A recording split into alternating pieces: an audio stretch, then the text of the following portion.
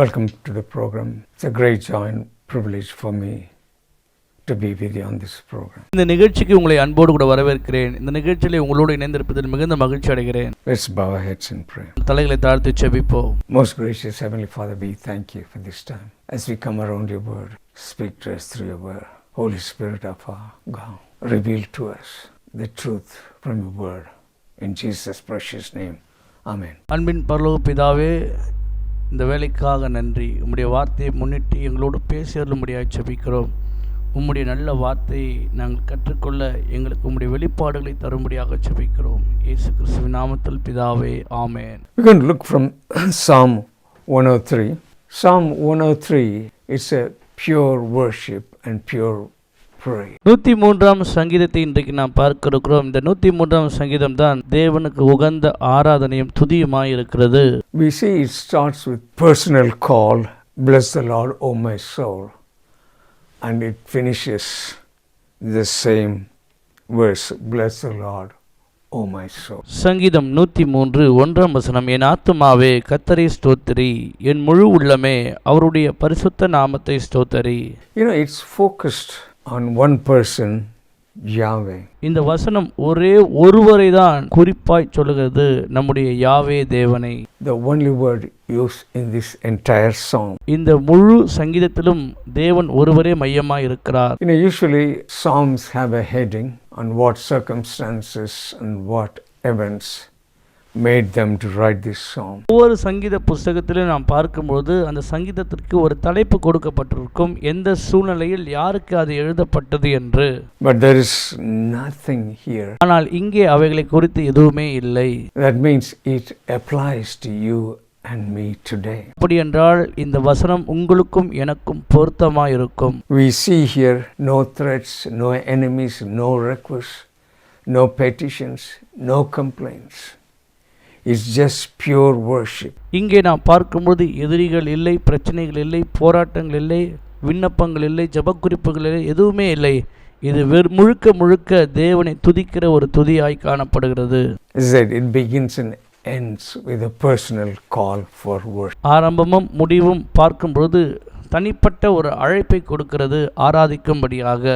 The worship is of I am, who had no beginning or ending, one true living God. உண்டான மெய் தேவன் ஒருவரையே ஆராதிக்கும் வசனமாக இதில் எழுதப்பட்டிருக்கிற ஒவ்வொரு வசனங்களும் இருக்கிறது. He is the truth, He is love, He is light, He is life, He is beauty, He is perfection, He is everything. அவரே அழகுள்ளவர், சௌந்தரியமுள்ளவர், அவரே சத்தியம், அவரே நல்லவர், அவரே பெரியவர், அவரே எல்லாவற்றுக்கும் பாத்திரராய் இருக்கிறார். So He alone is worthy of praise. ஆண்டவர் ஒருவரே துதிகளுக்கு பாத்திரராய் இருக்கிறார். This is Yahweh. He is also the Lord Jesus Christ. அவரே யாவே தேவன், ஆண்டவராகிய இயேசு கிறிஸ்து. The psalm has 3 parts. இந்த சங்கீத பகுதியிலே 3 பகுதிகள் உண்டு. First, verses 1 to 5, we see a personal call or an internal call. 1 முதல் 5 வசனங்களை நாம் பார்க்கும்போது தனிப்பட்ட ஒரு அழைப்பை கொடுக்கிறதாய் இருக்கிறது. Bless the Lord, O my soul, all that is within me, bless His holy name. Bless the Lord, O my soul, and forget not all His benefits, who forgives all your iniquities, who heals all your diseases, who redeems your life from destruction, who crowns you with loving kindness and tender mercies, who satisfies your mouth with good things, so that your youth is renewed like the eagles. 103ஆம் சங்கீதம் 1ஆம் வசனம், என் ஆத்துமாவே கர்த்தரை ஸ்தோத்திரி, என் முழு உள்ளமே அவருடைய பரிசுத்த நாமத்தை ஸ்தோத்திரி. 2ஆம் வசனம், என் ஆத்துமாவே கர்த்தரை ஸ்தோத்திரி, அவர் செய்த சகல உபகாரங்களையும் மறவாதே.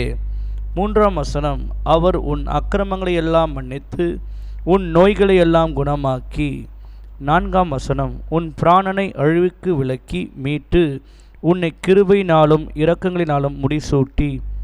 5ஆம் வசனம், நன்மையினால் உன் வாயை திருப்தியாக்குகிறார், கழுகுக்கு சமானமாய் உன் வயது திரும்ப வாழ வயது போல் ஆகிறது. Bless the Lord, O my soul. He is talking to himself. என் ஆத்துமாவே கர்த்தரை ஸ்தோத்திரி என்றால் அவர் தனக்குத்தானே பேசிக் கொள்ளுகிறார். Bless the Lord, O my soul, and all that is within me. என் ஆத்துமாவே கர்த்தரை ஸ்தோத்திரி, என் முழு உள்ளமே.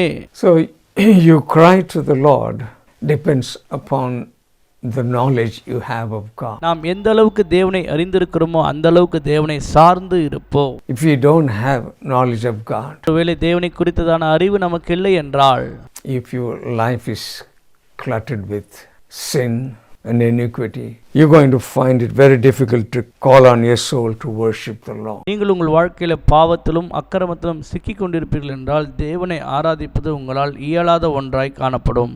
We don't see any organs playing here. We don't see any orchestra. This is heart worship. Bless the Lord, O my soul. இங்கே இந்த ஆராதனையில் நாம் பார்க்கும்போது எந்த விதமான இசை வாத்தியங்களும் இல்லை. இது முழுக்க முழுக்க நம்முடைய இருதயத்தினால் தேவனை துதிக்கிறதாகும். என் ஆத்துமாவே நீ கர்த்தரை ஸ்தோத்திரி. This has to be the only way of life. இதுதான் நம்முடைய வாழ்க்கை முறையாய் இருக்க வேண்டும். Verse 2 it says, Bless the Lord, O my soul, forget not all his benefits. இரண்டாம் வசனம், என் ஆத்துமாவே கர்த்தரை ஸ்தோத்திரி, அவர் செய்த சகல உபகாரங்களையும் மறவாதே. Every benefit we receive is from God. நாம் பெற்றுக்கொண்ட ஒவ்வொரு உபகாரங்களும் தேவனிடத்திலிருந்து என்று மறக்கக்கூடாது. You know, there is a song that goes like that. Count your blessings, name them one by one, and it will surprise you what the Lord has done. இப்படியாக ஒரு பாடல் ஒன்று இருக்கிறது. உங்களுடைய ஆசீர்வாதங்களை எண்ணுங்கள், ஒன்றன் பின் ஒன்றதாக தேவன் எவ்வளவு பெரியவராய் இருக்கிறார் என்று பாருங்கள். We have to count every provision, every protection, every grace God showered on us. That's what he's saying here. Bless the Lord, O my soul, forget not all his benefits. நம்முடைய வாழ்க்கையில் கொடுத்திருக்கிறதான பாதுகாப்பு, அவருடைய பராமரிப்பு, அவருடைய தானங்கள், அவருடைய நன்மைகளை நினைத்து நாம் அவரை துதிக்க வேண்டும். அவைகள் ஒவ்வொன்றும் தேவன் நமக்கு கிருபையாய் கொடுத்தவைகள். Deuteronomy chapter 8 verses 11 to 20.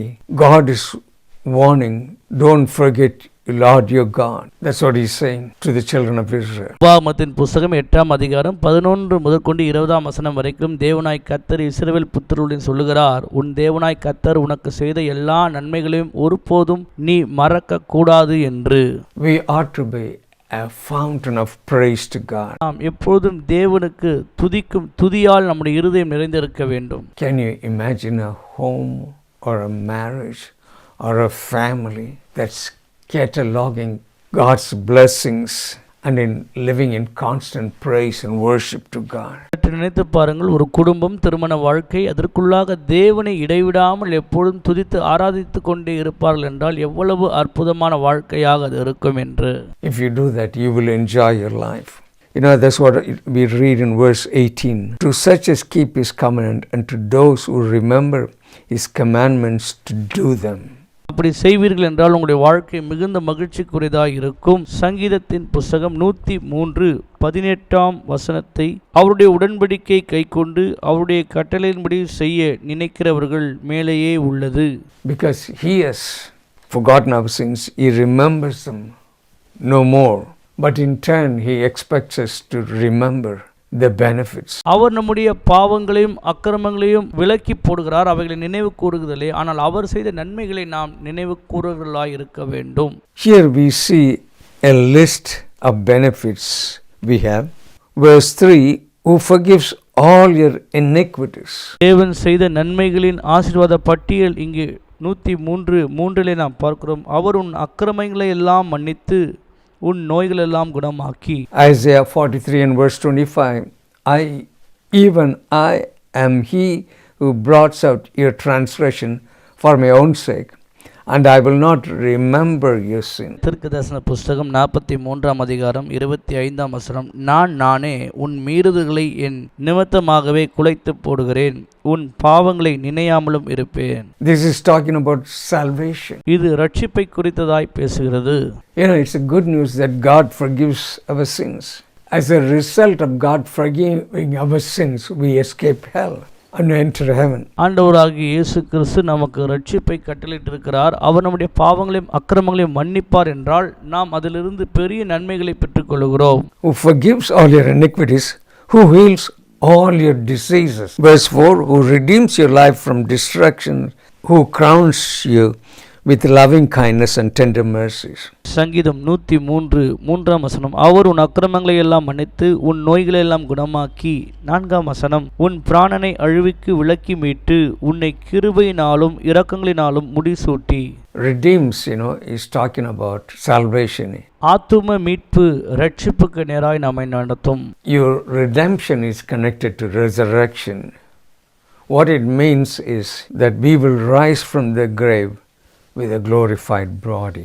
மீட்பு என்றால் அது உயிர்த்தெழுதலிலே நம்மை இணைக்கிறதா இருக்கிறது. அப்படி என்றால் நாம் ஆண்டவராகிய இயேசு வரும்போது மீண்டுமாக மகிமைப்பட்ட சரீரத்திலே எழுந்திருப்போம். Who redeems your life from distraction and crowns with loving kindness and tender mercy. உன் பிராணனை அழிவுக்கு விலக்கி மீட்டு உன்னை கிருபையினாலும் இரக்கங்களினாலும் முடிசூட்டுகிறார். It's like coronation. அதுதான் மறுரூபமாய் காணப்படுகிறது.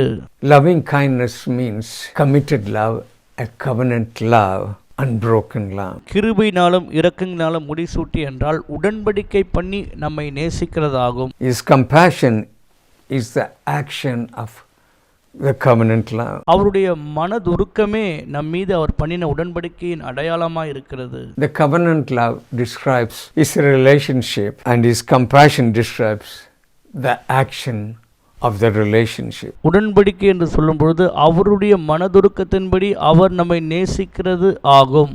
Verse 5, who satisfies your mouth with good things so that your youth is renewed like the eagles. 103ஆம் சங்கீதம் 5ஆம் வசனம். நன்மையினால் உன் வாயை திருப்தியாக்குகிறார். கழுகுக்கு சமானமாய் உன் வயது திரும்ப வாழ வயது போல் ஆகிறது. It's talking about a satisfied life, a wholesome life. முழுமை அடைந்த ஒரு வாழ்வும் திருப்தி அடைந்த ஒரு வாழ்க்கை குறித்தும் இங்கே பார்க்கிறோம். As a result of that, it's saying your youth is renewed like the eagles. விளைவாக கழுகுக்கு சமானமாய் உன் வயது திரும்பும் என்று சொல்லுகிறார். Verse 6 onwards, we see an external call. The Lord executes righteousness and justice for all who are oppressed. 103ஆம் சங்கீதம் 6ஆம் வசனம். ஒடுக்கப்படுகிற யாவருக்கும் கர்த்தர் நீதியையும் நியாயத்தையும் செய்கிறார். It's talking about all, it's an external call. And he made known his ways to Moses, his acts to the children of Israel. இந்த 6ஆம் வசனத்திலிருந்து பார்க்கும்போது அனைவரும் அழைக்கிற ஒரு சங்கீதமாய் இருக்கிறது. கர்த்தர் நீதியையும் நியாயத்தையும் செய்கிறார். What is saying is God is always working in total righteousness. தேவன் எப்பொழுதுமே முழு நீதியோடு செயல்படுகிறவராய் இருக்கிறார். With absolute righteous principles. Verse 8, the Lord is merciful and gracious, slow to anger and abounding in mercy. 103ஆம் சங்கீதம் 8ஆம் வசனம். கர்த்தர் உருக்கமும் இரக்கமும் நீடிய சாந்தமும் மிகுந்த கிருபையும் உள்ளவர். See, he is compassionate and he's talking, he is slow to anger. Verse 9, he will not always strive with us, nor will he keep his anger forever. 9ஆம் வசனம். அவர் எப்போதும் கடிந்து கொள்ளார், என்றைக்கும் கோபம் கொண்டிரார். What he's saying is he's not going to keep finding fault with us. That's what it means. Verse 10, he has not dealt with us according to our sins, nor punished us according to our iniquities. 10ஆம் வசனம். அவர் நம்முடைய பாவங்களுக்கு தக்கதாக நமக்கு செய்யாமலும் நம்முடைய அக்கிரமங்களுக்கு தக்கதாக நமக்கு சரிகட்டாமலும் இருக்கிறார். It's very simple to understand. It's a good reason for us to praise the Lord, bless the Lord. இந்த வசனங்கள் எல்லாம் ஒரு நல்ல காரணமா இருக்குது தேவனை நாம் துதிக்கும்படியாக, அவரை ஸ்தோத்திரிக்கும்படியாக. When he says bless the Lord, O my soul, we are honoring him. ஆத்துமாவே கர்த்தரை ஸ்தோத்திரி என்று சொல்லும்போது நாம் தேவனை கனப்படுத்துகிறோம். Verse 11, for the heavens are high above the earth, so great is mercy toward them that fear him. 103:11ஆம் வசனம். பூமிக்கு வானம் எவ்வளவு உயரமாக இருக்கிறதோ அவருக்கு பயப்படுகிறவர்கள் மேல் அவருடைய கிருபை அவ்வளவு பெரிதாக இருக்கிறது. So his mercy is so great as the heavens are high above the earth. அவருடைய கிருபைகள் பெரியவைகளாக இருக்கிறது. அவருக்கு பயப்படுவர்கள் மேல் வானம் பூமிக்கு எவ்வளவு உயரமாக இருக்கிறதோ அப்படியாக. Do you know how high is the heaven above us? தெரியுமா வானம் பரலோகம் எவ்வளவு உயரத்தில் இருக்கிறது என்று? NASA, they tell us that they found the edge of the universe. If you travel at 186,000 miles per second, NASA விண்வெளி ஆராய்ச்சி மையம் இப்படியாய் சொல்லுகிறது, இந்த உலகத்தினுடைய மையம் பகுதி முடிவு எங்கே இருக்கிறது என்று பார்க்கும் பொழுது 1,86,000 மைல் தூரம், which is the speed of light, you could reach the end of the known universe in 225 trillion years. 225 கோடி ஆண்டுகள் ஆகும் என்று அவர்கள் கணிக்கிறார்கள். So it says God's covenant love is so infinite. தேவனுடைய உடன்படிக்கையின் அன்பானது அவ்வளவு ஆச்சரியமாக இருக்கிறது பிரியமானவர்களே. Verse 12, as far as east is from the west, so far as he removed our transgressions. சங்கீதம் 12ஆம் வசனம், மேற்குக்கு கிழக்கு எவ்வளவு தூரமோ அவ்வளவு தூரமாய் அவர் நம்முடைய பாவங்களை நம்மை விட்டு விலக்கினார். This also speaks east is from the west. Is infinite, the distance is infinite. மேற்குக்கு கிழக்கு எவ்வளவு தூரமோ தேவன் முடிவில்லாதவராய் இருக்கிறார். That's how far he removed our transgressions.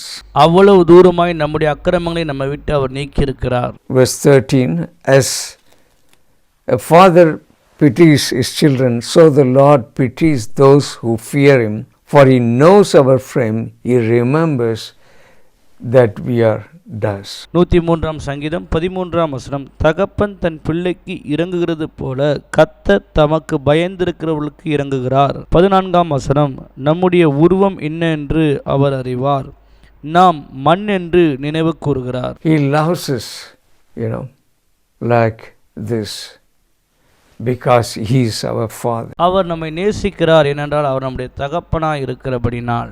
Verses 15 and 16, as for man, his days are like grass, as a flower of the field he flourishes. For the wind passeth over it, and it's gone, and its place remembers it no more. 103ஆம் சங்கீதம் 15ஆம் வசனம், மனுஷனுடைய நாட்கள் புல்லுக்கு ஒப்பாய் இருக்கிறது, வெளியின் புஷ்பத்தைப் போல் பூக்கிறான். 16ஆம் வசனம், காற்று அதன் மேல் வீசின உடனே அது இல்லாமல் போயிற்று, அது இருந்த இடமும் இனி அதை அறியாது.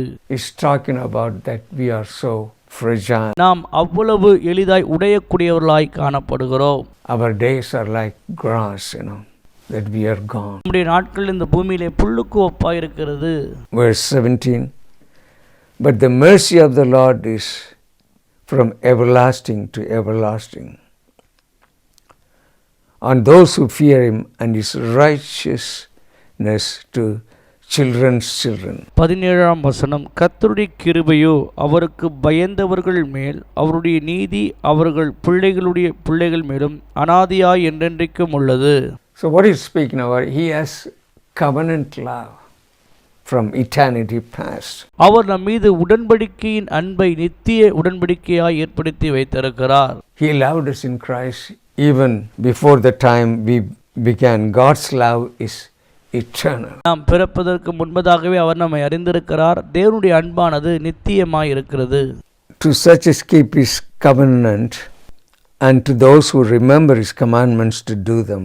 Verse 19 and 20, the Lord has established his throne in heaven, and his kingdom rules over all.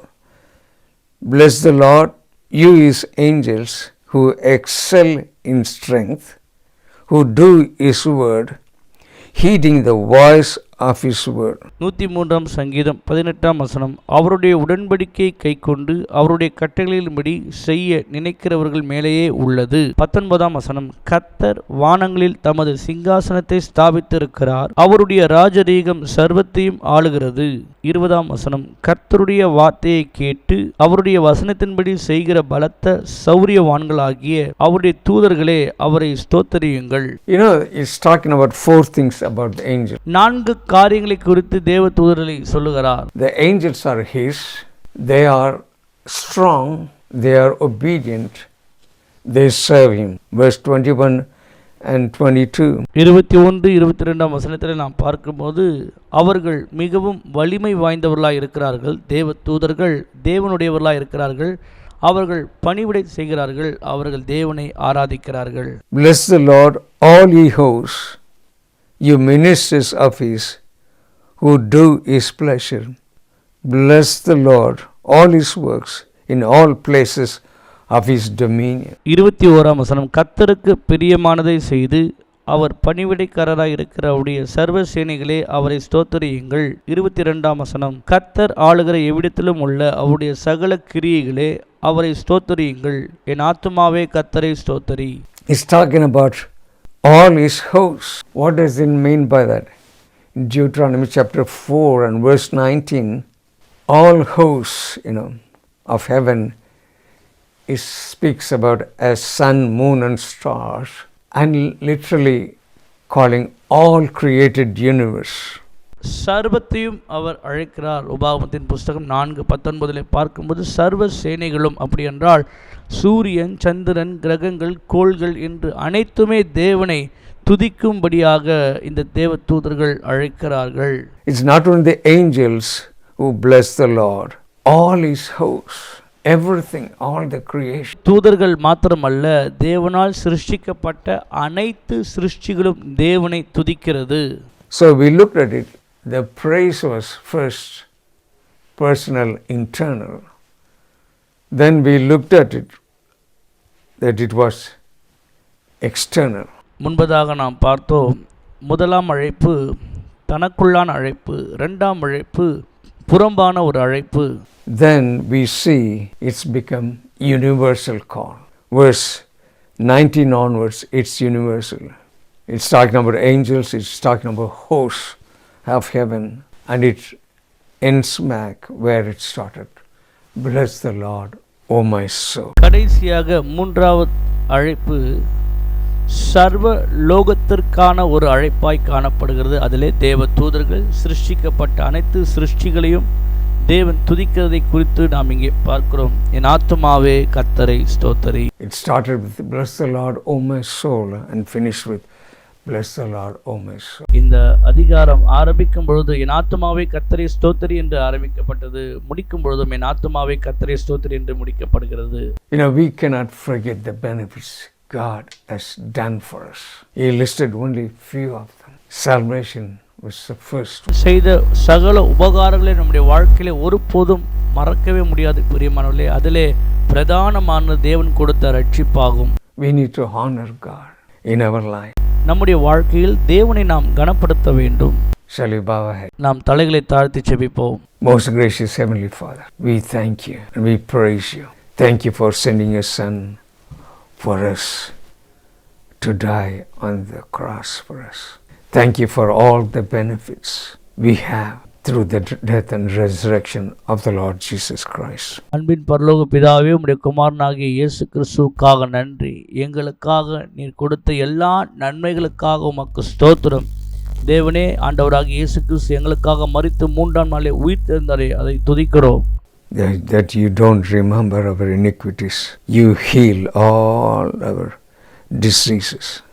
You redeem our life from destruction.